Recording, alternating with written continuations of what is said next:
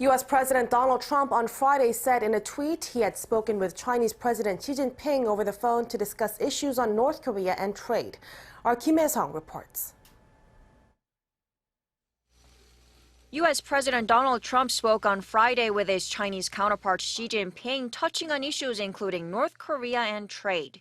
The talks came just after U.S. Special Envoy for North Korea Stephen Biegun left for the U.S. after meeting with senior officials of the Chinese Foreign Ministry in Beijing as part of efforts to make a breakthrough in stalled denuclearization talks with the North.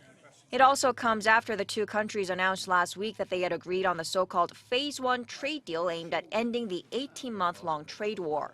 In a tweet, President Trump said he had a phone call with President Xi concerning North Korea and the trade deal, claiming progress that formal signing is being arranged. China's Xinhua news agency said Xi stressed that all parties need to seek a political settlement on the North Korean issue and that all parties should meet each other halfway and maintain the momentum of easing dialogue, which serves the common interests of all parties.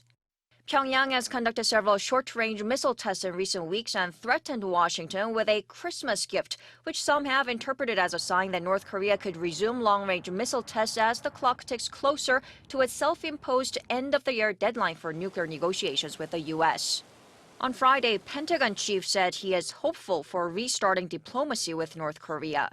Clearly, we think that the political solution is the best way forward to denuclearize the peninsula and to address North Korea's programs. But Mark Asper also noted that the U.S. is in a high state of military readiness, prepared to fight and win tonight if needed. President Trump and North Korean leader Kim Jong-un have held 3 summits but failed to reach an agreement on lifting sanctions on Pyongyang in exchange for denuclearization by North Korea. Kim Hae-sung, Arirang News.